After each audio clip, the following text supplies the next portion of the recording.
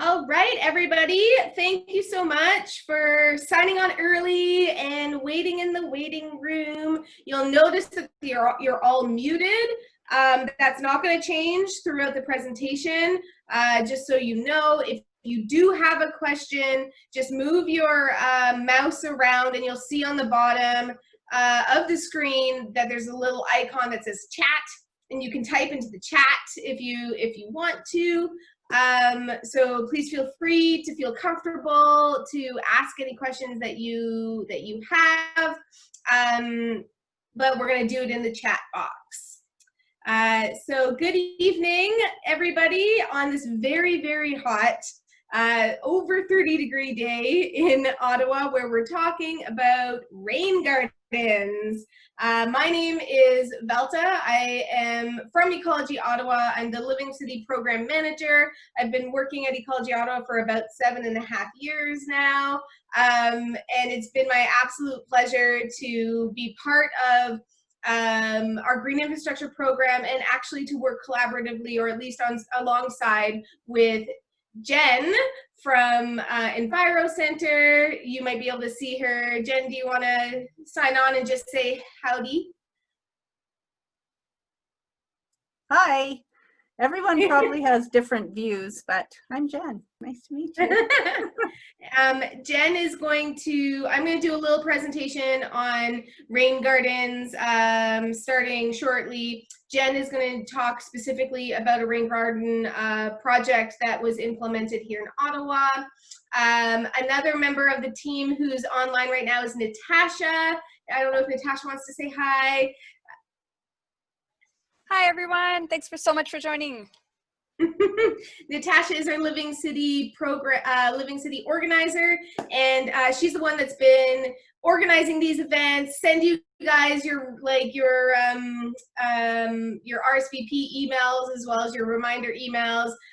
She's a really integral part of this team, and I'm super happy to have her online. And then we also tonight have Simon from the City of Ottawa. Simon, do you want to say hi?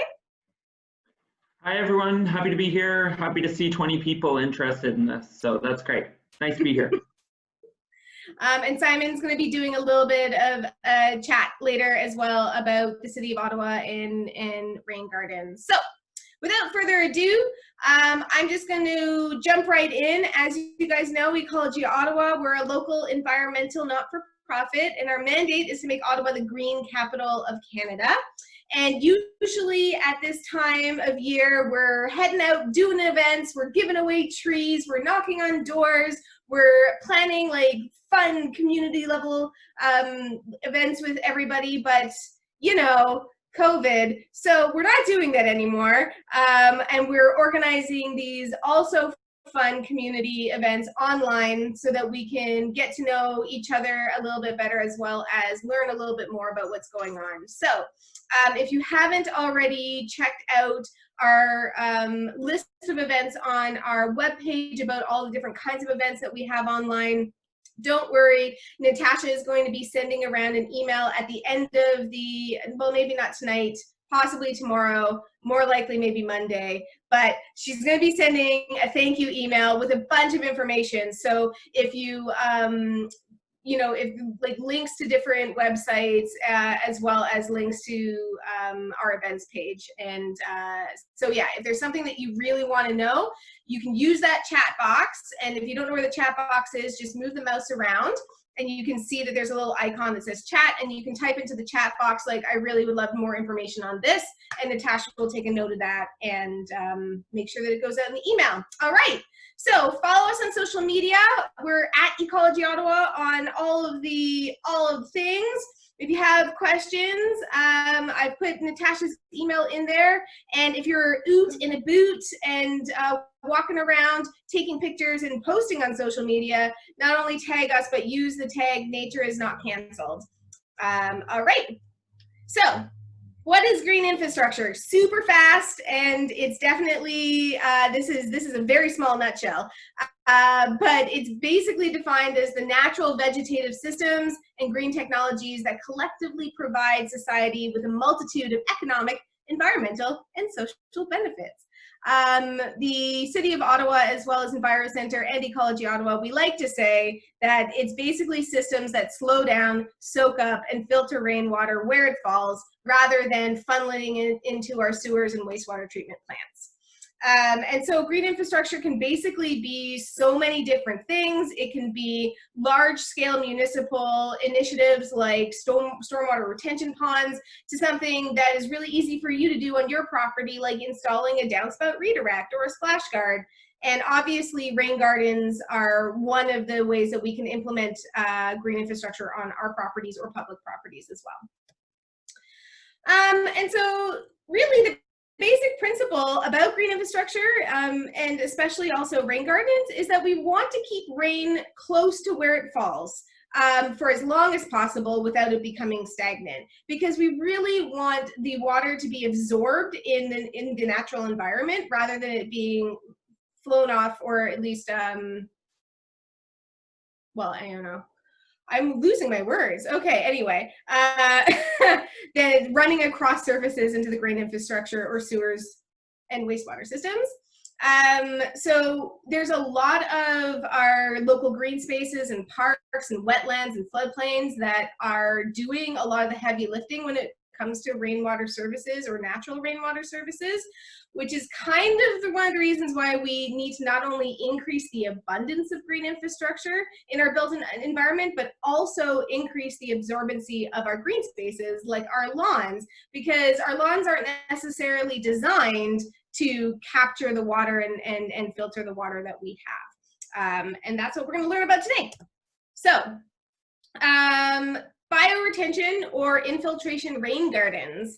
So you might be asking, because I'm talking about being able to increase the absorbency of your soil, or at least of your property, how could you help improve your hydrological function of your soil?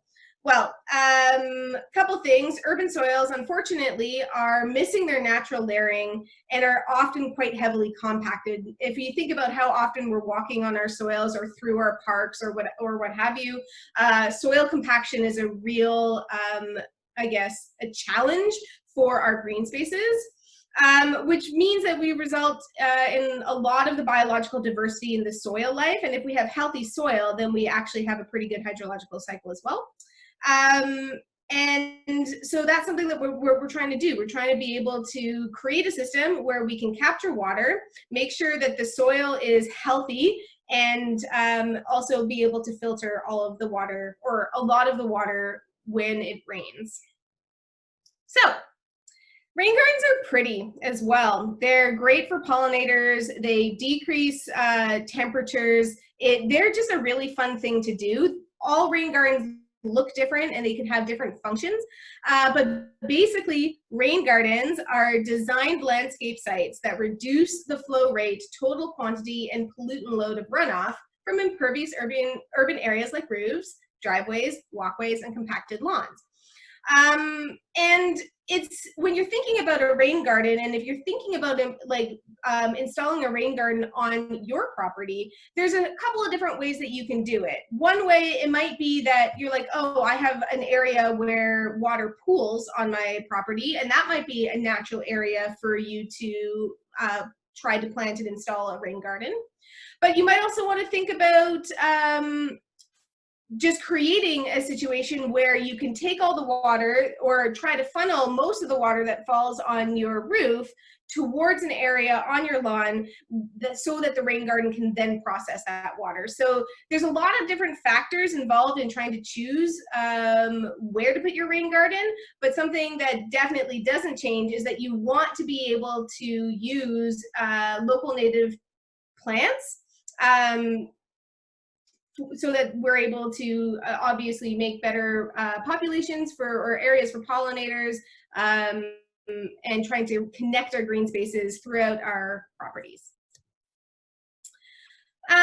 So something to keep in mind, and I'm going through all of this really quickly, and there's so much more online, and we absolutely want to have more workshops on rain gardens in the future. So this is really just very superficial 101. I'm not going too far or too deep into it, but just keep an eye out there because we are going to be doing some more in-depth ones. So some things to keep in mind. The water, it soaks down as well as out. So rain gardens are much better away from your house or other structures, and actually you really don't want to have a rain garden right next to your house. That is a big no-no, because what you're doing is you're creating a situation where water is going to be funneling downwards, and you don't want that to happen close to the foundation of your home. And so that's definitely something to keep in mind, is you need to have it away from your house. They're not meant to have standing water for long. So if they're properly designed, you don't have to worry about having a habitat where mosquitoes are going to be reproducing. So that's not necessarily something that you should be too terribly worried about.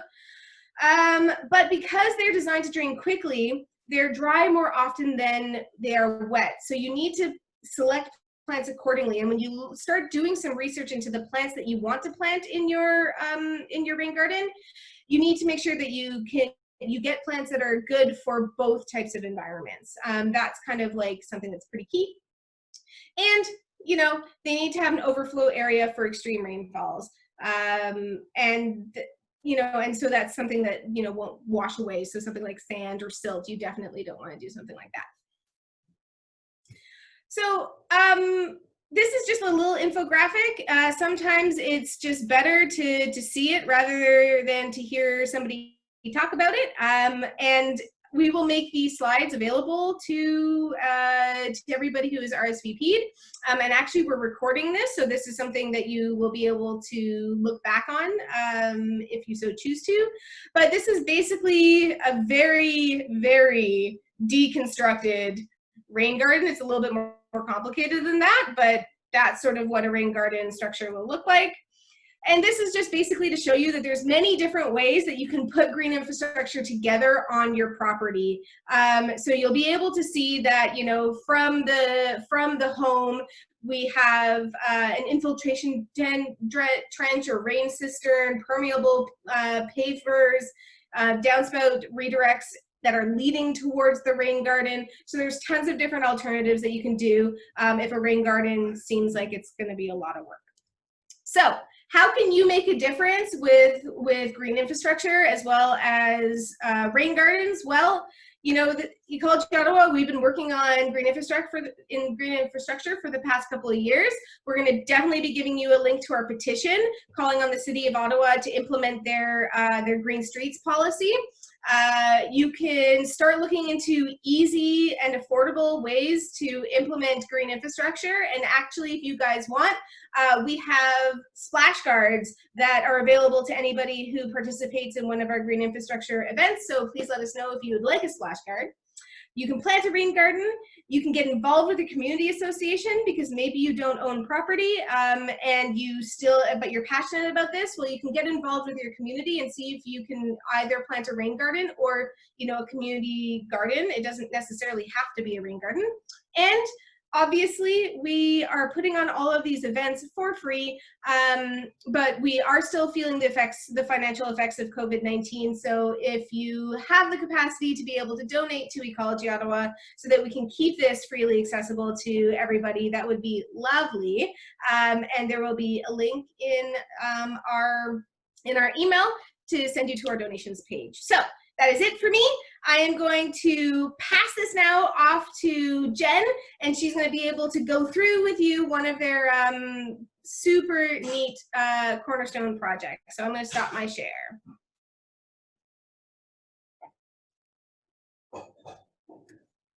Hi. Let me get sorted out here. I'm going to share my screen here, and hopefully you will see what you need to see. Is that one big slide now? Yeah? Okay, thanks. So I'm Jen, I work at EnviroCentre, and thank you so much, Velta, for giving us the opportunity to come and brag about our Cornerstone Rain Garden Demonstration Project. For those of you that don't know who EnviroCentre is, we're a nonprofit organization also. We've been around Ottawa for 20 years, and since 2017, we've been collaborating with the City of Ottawa on a project called RAIN. What a good name. So we have a ton of information to go over today, and I'm going to try, we're going to have to do like a slow jog here. So I have to make this really small so I can see my own slides. So bear with me here. Boop. So the RAIN project itself was started in 2017. I'm just getting my little highlighter thing here. There we go. And it is a City of Ottawa project that came out of a study that was done in the Pinecrest Creek watershed. So as you know, the City of Ottawa was really founded on rivers, right? It's the Ottawa River meeting the Gatineau River meeting the Rideau River, and we are here because of the rivers. And we all live in a watershed. But this study specifically focused on Pinecrest. And just to give you an idea of how big that watershed is, this is the Ottawa River here. This is Pinecrest Creek here. The watershed goes past Hunt Club Road here for this creek, and it goes sort of Churchill Maryville on this side and all the way out to, you know, almost into Canada, not quite, but sort of just to the Greenbelt on this side. So out of this program, out of this study, there became a program, a pilot program with the city called RAIN. And this program really was implemented to study engagement strategies in this area to encourage positive stormwater management at the homeowner level.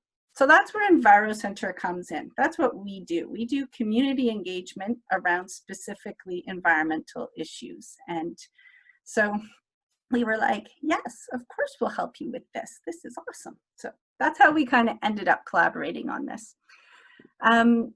So we did, I'm like not reading my notes very well here. So as part of this, we were doing workshops and information booths and advice and residential tours and all sorts of things. And one of the things we did was a survey of people in that area to see sort of what were their barriers, what were they interested in, you know, what could we provide that would help them implement some positive stormwater management techniques on their own home.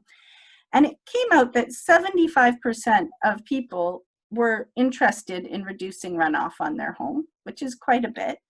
And 57% were interested in rain gardens. So that was really important knowledge to have. So we thought, okay, well, no problem. We're just gonna, we'll look around and we'll see what's out there. We'll just find some great examples of residential rain gardens, and you know, we'll ask those people if we can showcase them. And it didn't take long to discover there really were not very many demonstration rain gardens that we knew of that were sort of publicly accessible, that we could say, hey, Velta, I know you're interested. Go check out this one at this wherever. So we thought, okay, well, we'll build one, right? So you would think that that would be a pretty easy task. So the first thing we had to do was find a spot, and we knew that it needed to be within the watershed because that's where our project was. So we ended up picking the Cornerstone Women's Residence, which is a residential building, 42 units, and it's in Westboro. And but there were a lot of other things we had to do to make sure it ticked the boxes. Now I've lost my mouse, so bear with me. Okay, so the site selection, it had to be in Pinecrest Creek. It couldn't be on private property.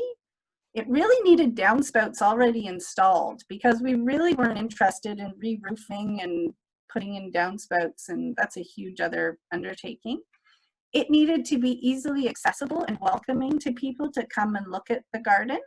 And we needed to have access to community volunteers because you can't really put in a garden and walk away. If any of you have ever done anything like this, you know, we have great enthusiasm at the beginning, and then, you know, you can look around the city everywhere at, you know, different examples of that enthusiasm waning as people retire or move or what have you. So we really needed that very strong community engagement.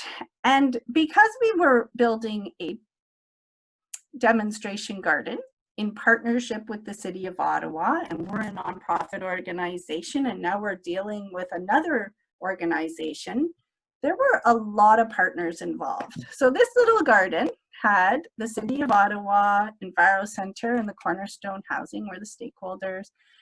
We had to have like the community on board. We needed people in the community to support the garden long term.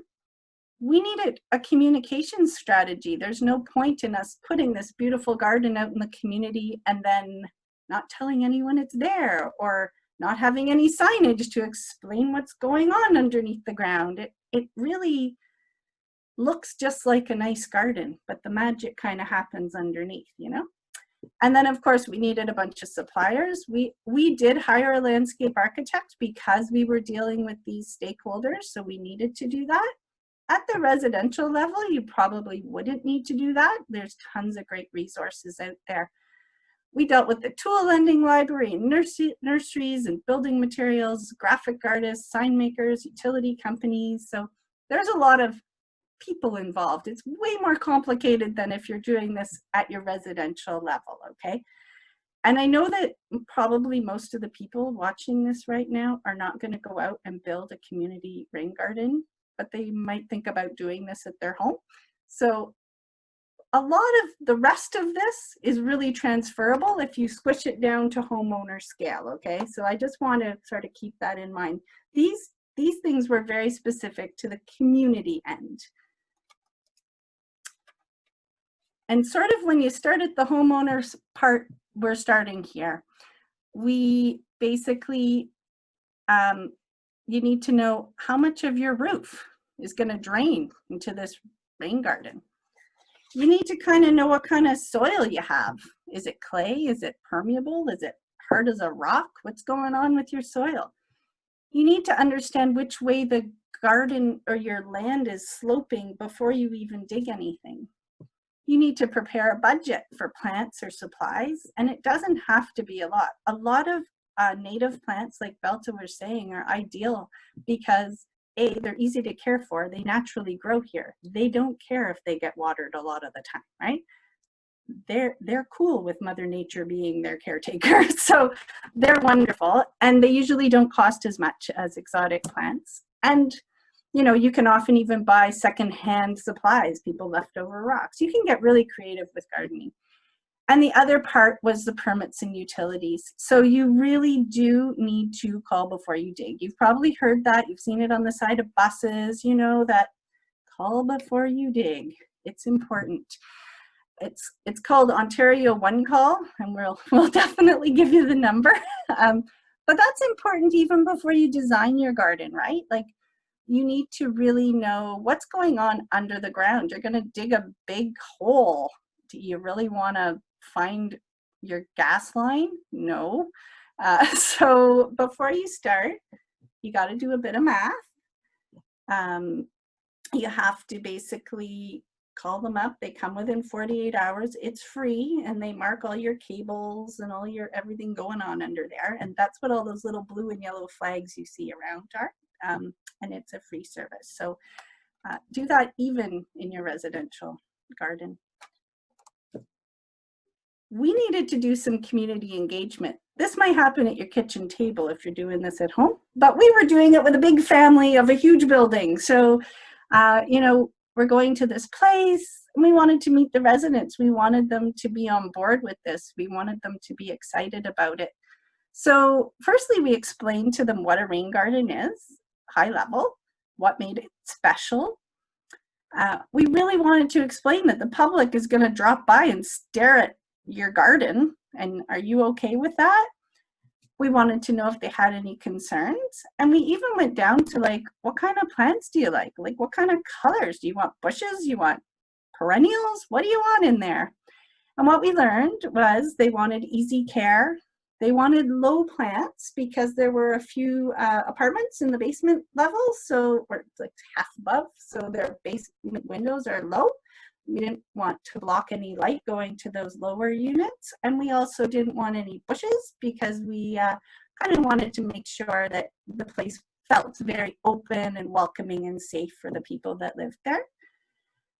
And another thing that they really wanted to sort of feel that the public were welcome, but we also didn't want them so close that they were like able to look into people's windows kind of close. Like this is still someone's home, right? So we had to take all of these different things and put that into the design of the garden as well. I'm really doing this quickly so we have questions at the end.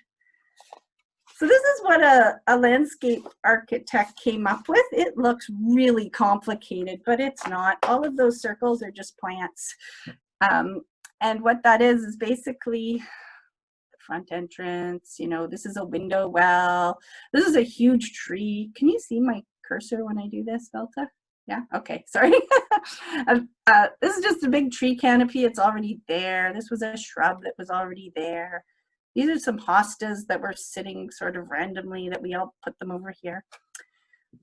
So my first thing, because we're EnviroCentre, you know, we're all about buy as little as possible, use what you have and reduce everything you can. So, you know, don't throw out what you have. Like just because, you know, a rain garden should have native plants. Well, if you have a beautiful plant in that space, it doesn't mean like throw it in the green bin. It just means like work it in there somehow, you know?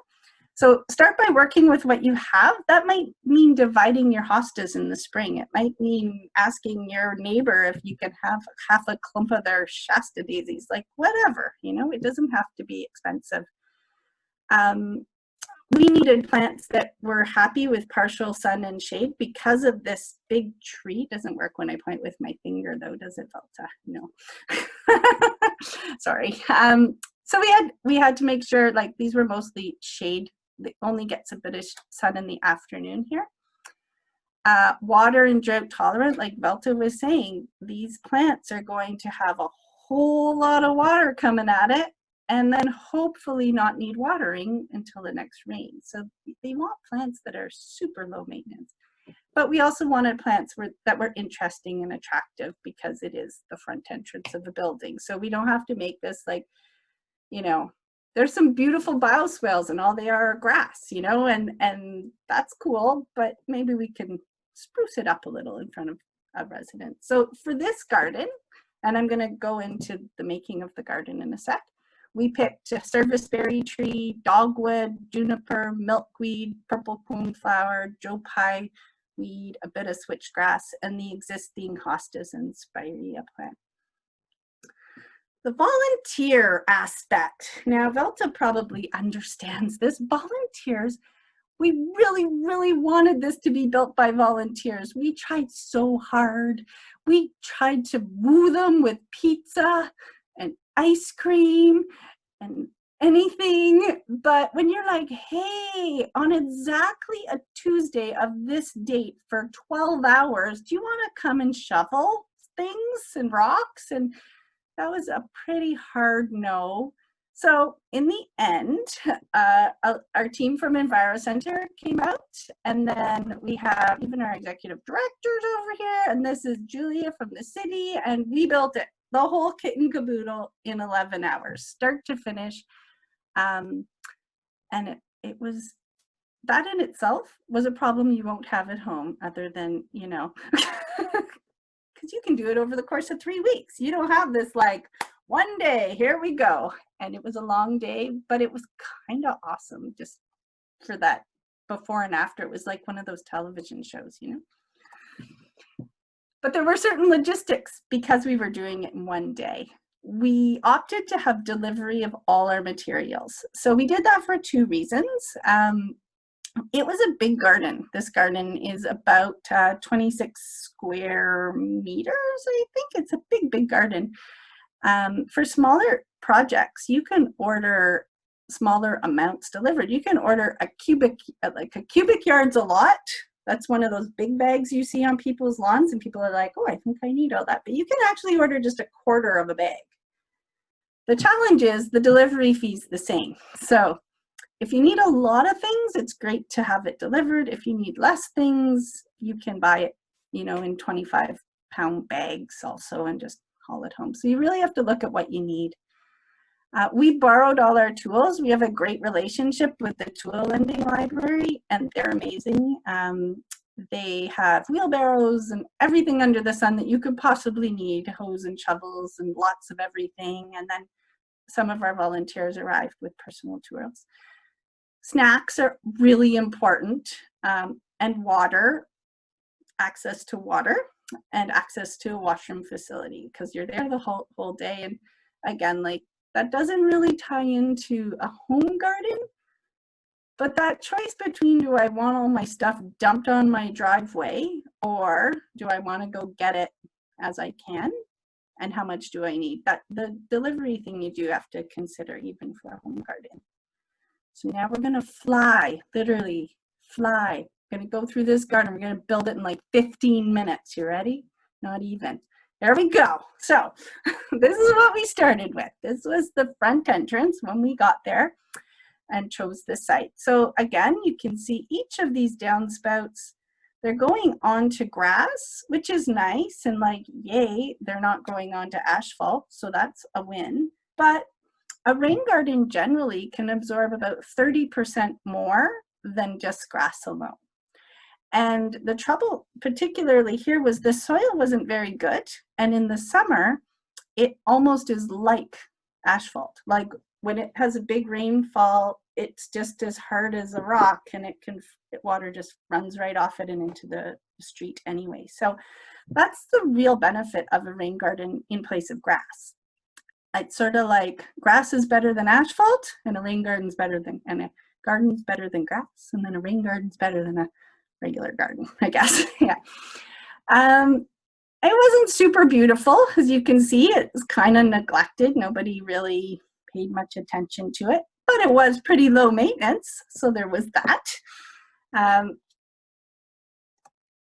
And then this was our big fail. So we did have everything delivered, which was wonderful. And our person that ordered all our things was like, hey, this is where we're putting our garden. Can you put it near that place? And they put it exactly on top of where we wanted to build our garden.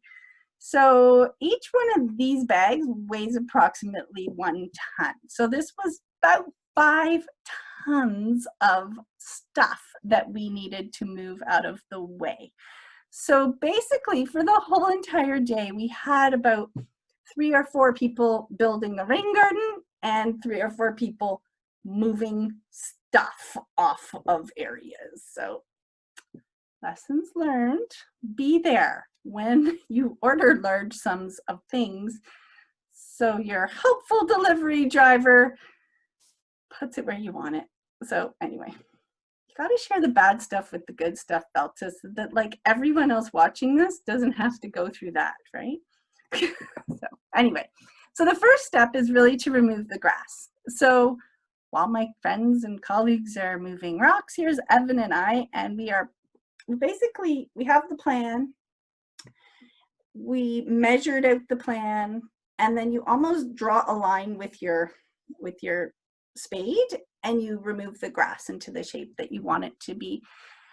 A sod remover, we were kind of on the cusp of needing it. Most of the place where we were looking at really had either mulch and landscape fabric on top, but there was a fairly significant part that we had to remove the grass by hand. The big dig, so much digging. So I'm just gonna find my right slide in my notes here. So we basically, the whole garden area was dug down to about 30 centimeters. And then we had to start building a pit. But at about 60 centimeters, we hit some clay, right? So we knew the kind of soil going in, and I did not dig 60 centimeters down to test the soil, but I knew that it was like meh soil, you know? It had probably never really been amended with anything. It was just like, it was meh. Yeah, so anyway, once we got down quite a ways, we hit clay, and that was some hard digging, but we muscled through about another 25 centimeters. So we dug and dug and dug and dug and dug and dug until about 1 or 2 in the afternoon. Now, measurements actually matter, and this is important, and I'm going to talk about this a little bit. So remember way back at the beginning, I showed you a picture of the roof of the building itself, and we knew that, you know, one downspout was draining a piece of the roof that was about 5 meters by 5 meters. So there's a math calculation that you turn the area of your roof. It's in imperial, so I'm sorry, but that's how I know how to do it. So it's you turn it into inches, square inches, and then you divide by 231, and that is the amount of rain that will come down that area of roof in a rainfall of 1 inch of water over the course usually of about an hour. So in this case, I think we needed a space that was going to hold 165 gallons of water could come out of this little roof area if there was a very heavy rain of 1 inch, which is, you know, think like big thunderstorm. That's what's going to come out of here. So that really matters, because what you don't want to do is build yourself a beautiful rain garden that's either too big, that's better, but too small is not so good, because it can actually overflow, and that overflow is really important to build, because sometimes you will get more rain. The measurements on the outside, the bigger part of the garden, that was more just aesthetics, but this actual infiltration pit part really matters. So in order to make the right size hole, we had to dig out an area. It was about, I guess maybe it was like 4 feet by 6 feet by almost 3 feet deep, a little more, something like that. And anyway, you dig out a big pit and like actually measure, you know, it doesn't have to be precise. So after we dug our pit, so now this is the actual storm drain that or not the storm drain, the downspout that we're working with here. It's overflowing this hole. It was very hard to take photos because of this mottled lighting, so I'm really sorry some of the photos are a bit hard to see, but this is a pretty big hole here. So we dig this big giant hole down 85 centimeters, and then we added about 25 centimeters of sand to the bottom of it, and it kind of scoops, so a small sort of indentation at the bottom. And it's really, really important not to put landscape fabric at the bottom. Sometimes you'll see, and I noticed in the description of the rain garden you had, people do put it at the side.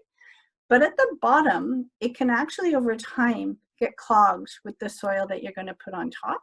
And then you've made a swimming pool. Then you have an unpermeable surface that can't let that water out. And then you do get into the problems of mosquitoes. So the general rule of thumb is that a rain garden should be able to drain all of its rain within 48 hours. And if it can't drain all of its water within 48 hours, you might have to consider making it a little bigger or adding more sand to the soil around it. I talk with my hands a lot, and I don't think anyone can see me, but it's something. No, we can see you, and I just wanted to give you a little bit of a timestamp. It's 6:38, so you've got 7 minutes. Okay, well, we're doing pretty good. Okay. So after we added the sand, we added a little extra sand to some soil to make very permeable soil, and we filled the hole up. And we left a bit of a divot of about 15 centimeters to have a small pooling area. Then we covered the whole kit and caboodle, and we topped up that soil. We sort of rejuvenated it. We still wanted it to be nice and permeable soil, so we added some extra sand, but we also added compost so we could ignore our plants, right? 20 to 30 centimeters, the whole garden, and it's all generally graded away from the building and toward that pit. You mentioned when you were speaking, Velta, to keep it, you know, away from a foundation and your own home, but also away from your neighbor's home too. So just important to know, not just 7 or 8 feet from, you know, your home, also from your neighbor's home, because you don't Could want to you be. imagine? That would be horrible of you. Yeah, you don't want to be that guy. But sometimes people sort of don't think like, you know, the whole picture through. So, and then rocks were added. So these are purely pretty. Like they're basically to make it tidy. It's a place where the water can sit. And then we actually had more rocks a little bit than we needed simply because we didn't want to order it twice and we wanted to err on the side of caution. It's really hard to measure rocks also when you do the math, and I think they send you more than you ask for. So really have a place where you're going to put your excess rocks or a free sign on your driveway because you're probably going to have extra. This part's important. So after we built, so under here, now you guys know there's a big hole, there's a layer of sand, then there's a layer of very sandy soil, and then there's about 15 centimeters of these rocks. And then we put some larger rocks on the outside. There's a little soil berm here. It's hard to see because it's covered in mulch, but it's behind those rocks. And then here's our overflow, which is sort of like a hole in the berm. So if this downspout, if we just got a ton of rain, this will fill up about, you know, the whole pit plus 15 centimeters. And then beyond that, it is going to flow out away from the building and toward that tree out onto the grass. So kind of like this never happened, right? It's sort of like what would have been there. When planting, you generally want to stick to the plan. You want to start with your larger plants. Again, use what you can if you can. I like to always place my plants before I plant my plants. So you'll see down here, Evan, we've got all our plants over. We've kind of put them out because you don't know what size the plants are going to be when you get them. And they're going to be small, right? Like when you build a garden from scratch, if you've never done that before, it looks kind of like me, right? Because they're going to grow and they have to have room to grow and room to breathe. And, you know, you don't want to be back there next year pulling out half your plants because you've overplanted. And mulch really does matter. So typically you want to add, you know, I like to add probably 10 centimeters of mulch. And in a rain garden, that's important because that's really helpful in absorbing even more water. So now we have our nice sandy soil, we have extra mulch. It's great, and we don't have to worry about going out there and watering it. So this is what it looks like today. It's a little nicer. It's a little friendlier. So here's our juniper bushes. This is a serviceberry tree. It's very pretty. We trimmed back the spirea. We moved all those random hostas. You can't see them, but they're all, you can kind of see one over there. Some switch grasses. There's some Joe Pye weed, and then back in here are, I can't even remember, something. Dogwood, I think. So this garden space is much sort of more welcoming and much more useful than the grass and kind of neglected space that was there before. It was really important to share what we did with the community. So we made this cute little sign that explains what's going on below the surface here. And we partnered with the 1-year anniversary of the opening of the center to kind of get the people living there and their partners and stakeholders all excited and understanding what the heck that funny garden was out front of their house. We gave them a donation for the upkeep, like if they need to add more mulch one day or one of the plants died. And we got some volunteers to go and care for the garden long term. So this is an example of the sign that we made. And then we actually made an online resource where you can go and get more detailed instructions about how to build a rain garden. And it's under that tree. So like in the springtime, there are a lot of little saplings in there we had to yank out. But right now, this was taken like just a few days ago. And you can see all of our plants lived, which was great. Our little sign is here. This is my friend Jessie. She and I go and garden. We live close by. And people talk to us about the garden all the time, and the residents really love it there, and they're very kind of proud to have it. So it's been really nice. So what we learned, a rain garden can be installed with any budget in mind. This was a big project. It had a fairly significant budget, but you can build a rain garden with what you have around and a few bags of sand, like in some compost and borrowed plants from your neighbors. You can borrow or rent almost everything you need to make a rain garden. And the community projects really do bring people together. Velta and I know this from the bottom of our whole hearts, and it's both what we both love to do. But you know, every time we do anything like this, like I'm always so proud and always happy to talk to people about it. And the sad part was volunteers are hard to find when you need them to move rocks. We really always will be present when supplies arrive. And definitely have a plan for excess supplies if there are any. We got lucky, they needed them all, so that was great. But if they hadn't, that would have been a challenge. We would have had to pay to have them taken away. That was my slow jog. So there you go. These are some of the resources. I think we'll share them anyways later. But I'm just gonna go over a few. So the rain page, obviously, the City of Ottawa's rain page has great stuff. Green Communities Canada is one of the leaders in the province on stormwater management. They have courses you can take, and they have some great resources online. Ottawa Riverkeeper is really just like, check it out, understand how at your home you're influencing your river. Understand that when you wash your car on your driveway, all that water is going untreated into our river. It matters, and every time we can keep our rainwater close to home, it's great. It's like the earth is a giant Brita filter, right? There's a great resource on the City of Ottawa site that talks about native plants. It's actually so good. It's one of the best resources I've seen on native plants. The Master Gardeners of Ottawa is a great resource. If you have a question, they are all over answering your gardening questions. They are like our own little Ed Lawrences of the Ottawa area, and the Ottawa Horticultural Society. Those folks just love to garden and love to share their love of gardening. So that's it, Velta. So thank you very much. I hope that was helpful. I feel like I ran through it fast, but there you go. Yeah, and if well, you want to go visit it, I should tell people where it is, I guess, hey? It's at the, in our email, yeah. oh yeah, it's in Westboro. It's at Princeton at the actual address 373 Princeton. It's just west of Churchill. Actually, when Simon starts talking, you can write that in the chat box, and so Sure. that you can see it. So we've got Simon's going to take it away for the next couple of minutes. But if you guys wanted to get your questions ready, we're going to have about 10 minutes of questions at the end. So if you want to put them into the chat box, that would be great.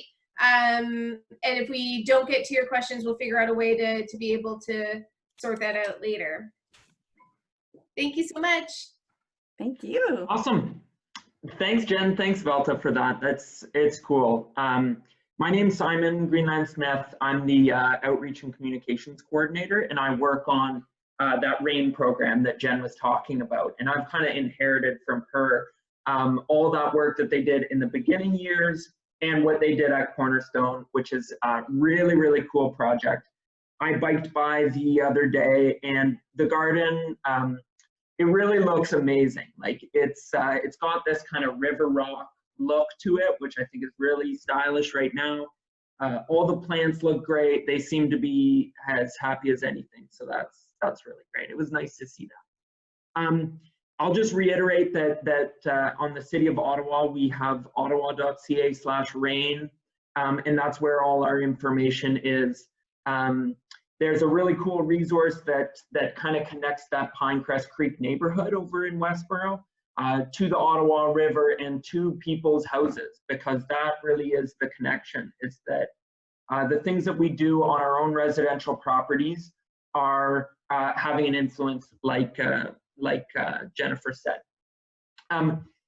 So we also are interested in getting some community sites for rain garden installations. So I know that there's about 27 people online right now. Not everyone's going to have a rain garden in their front yard, although maybe that's a good goal to have. But if you know a community site, I'd like to know about it so that we can see if it's appropriate for a rain garden, so that we can kind of promote rain gardening as a concept, because to make the difference that we need to sort of normalize rain gardening into everyday rain gardening. So some of that stuff that Jen was talking about is applicable to a big rain garden, but I'm actually going to do a rain garden on my own property where I rent. It's not mine, but hopefully I'll be able to get my landlord's permission. And I just wanted to run through a couple of little pictures of it and encourage everyone to follow along on social media. We have a Facebook page. It's facebook.com/rain Ottawa pluie, so the French after it. But I'll share that in the notes after. Okay, so this is looking out from my house just to my small front garden, and I bet this looks like a lot of people's gardens. Some nice parts and some parts that aren't so nice. You'll see can you see my cursor there? This is just a big, huge patch of daylilies that's just expanded and expanded. So that's where my rain garden is going to go. And it comes off of, this is a Google Earth image. And these little X's, again, my cursor is finding those. I just measured that area on Google Earth. It's really easy to do. And I came up with my area 10 meters squared. So my rain garden, simple calculation, needs to be about 20% of that. And then I just drew that out. I used a computer program, but I just drew it out. I could have done this on graph paper and sort of planned my rain garden that way. So there it is in front of my house. And I'm not going to have a significant budget to mine. I'm going to have a very small budget. So I'm thinking about installing a rain chain, which you can Google what that is, but I think they're really cool. And the rest I'm going to buy from Home Center. Some things I found on Kijiji that'll be a good deal, and some other stuff that I'm going to beg and borrow and hopefully not have to steal from my own backyard and other people's backyards. And one thing that I thought was cool, the plant list that Jen had for that rain garden at Cornerstone, there are none of the same plants that I'm going to use. So it shows that there's a lot of plants that you actually can use. And maybe not everything's going to be available to me, and I will end up with some same plants. But I picked some of my favorites there, which I learned about since I started all of this. And yeah, so follow along on social media, because I'm going to post about all this stuff, and you'll see the progress of my garden and the sweat that goes into it, and hopefully some good results by the end of the summer.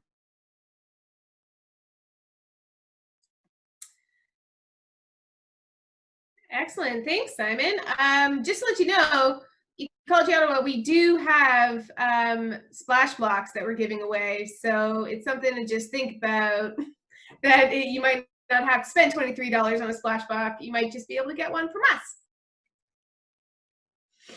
All right, everybody. So again, thank you so much, Jen. Thank you so much, Simon. We're ready to accept some questions. I see that there's one question in the chat box, but if you guys want to start typing in your questions, that's great. If there are no questions, then we can probably start signing off, but let's see if there are questions. So the first question is, who was the landscape architect that worked on the project with you, Jen? Can you hear me? Yeah. Oh, okay, because I'm getting a notification that says your speaker is not working. So that's a bit of a tricky question. So one of the challenges we had was finding a landscape architect that knew anything about rain gardens, that weren't sort of that industrial bioswale size, right? So it's not something that residential rain gardens, I mean, they might exist. We basically found a landscape architect that specialized in native plants, and then EnviroCentre held their hand through the process to make sure the specifications were correct and the ones that we wanted. There's so much information out there about the specifications for rain gardens, and they're not all the same. So we used, so basically I'm hesitant to say yes, the landscape architect we used was a rain garden landscape architect. Firstly, they are sort of a retired landscape architect who specializes in native plants, and so they don't take on a lot of work. So I'm hesitant to like put that out to the world, because I think any landscape architect that specializes in native plants, and then you want to work with a reputable resource. So the Toronto Regional Conservation Authority has a beautiful spec sheet on like how to do the math for a rain garden.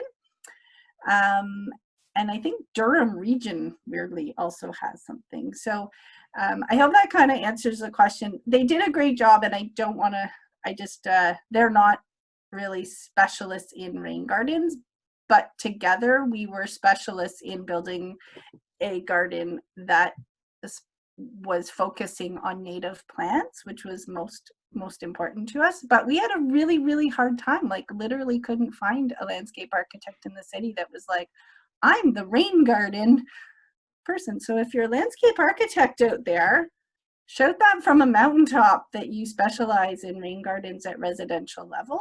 That being said, if you're a homeowner, you probably don't need one. Like unless you're doing a bigger project. There's a great course that Simon is taking, and it's great too. Yeah, and maybe just along with that, I will add the courses through Green Communities Canada, which was mentioned previous, and we'll send that link out. But they provided me, this might be backwards for you, but a book, and it's not a textbook. It's not a huge book. It goes over everything you need to know and not a whole lot that you don't. This one's called the Blue Thumb Guide to Rain Gardens. I'll include a link, but it's really good. It's been helpful for me in the design. So that's been great. Mm-hmm.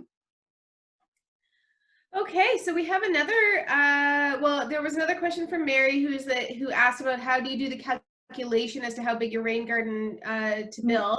And thank you, Simon, for answering that. He says that there's some links on the ottawa.ca rain site, but we can add a link to that in our follow-up email. And now we have another question. Most IAs should be able to put a rain garden together. Let me know if I can help. Oh, that's great. So thanks so much, Karine. That's lovely. That's so wonderful. Volunteers. Great. Yeah, that's really great. I think that's the challenge, you know, is like, it seems complicated, but it's really, if you love gardening, it's basically just building a garden that's really permeable, that's going to catch water. And they don't have to be complicated, really, you know, like, I think that's the thing. There are a few things that make it a rain garden: that permeability, the space to collect water, making sure water's not going to pool there is humongous because we don't want more mosquitoes in the world. But there's so many great resources, and you know, we're having a workshop about it, but realistically it's not overly complicated. It's kind of like baking, you know? You can come out with a beautiful thing, and if you go through the instructions slowly, you got it. Yeah. Jen, can I ask one question? Just as someone who's about to dive into this, what do you think about tools? What's necessary? What's nice to have? How does that work? Like tools that you need to actually build it? Yeah. What do you recommend? So if you are digging up grass, you want a flat edge spade. It makes your life way easier for cutting sod. You really just need a good shovel. I mean, it depends. You could use it. I love my wheelbarrow because I use it in my own garden for mixing soil together. So I use that as a space, as like a giant mixing bowl, essentially. So if you don't have one, they have those at the Tool Lending Library. So, you know, it's nothing to, like, not nothing. It's very, very inexpensive. Then you don't have to own it and store it, you know? So yeah, wheelbarrow for sure. One trowel, that's about it. Your hands. Yeah, great. You don't need much there. All right. If there aren't any other questions, it might be about that time to think about signing off, everybody. So I'm just going to take this moment to say my farewells, and gives you guys a last little bit to ask questions if you have them. If you think of a question afterward, please feel free to respond to our follow-up email, and we'll put you in contact with either Jen or Simon, or do the best to answer the question ourselves. thank you so much, everybody, for taking time out of your night to tune in and to be part of this conversation. Jen, thank you so much for like walking through that. That's I love really. lessons learned. Those are all, like, one of my favorite parts about these things is learning what not to do. It's pretty easy to see what to do sometimes. It's not so easy to be like, oh no. Yeah, no, that's great. Thank you so much. Thank you so much, Simon, as well, for being so communicative and helping us put this together. It's really been a pleasure, and hopefully we can do it again in the future. So yeah, thank you, Velta. It was wonderful. You're very welcome. Thanks a lot, and thanks everyone who joined us. That was great. All right, good night, guys. It's time to sign off. Go have dinner or a popsicle. Yeah, bye. All right, bye, everybody.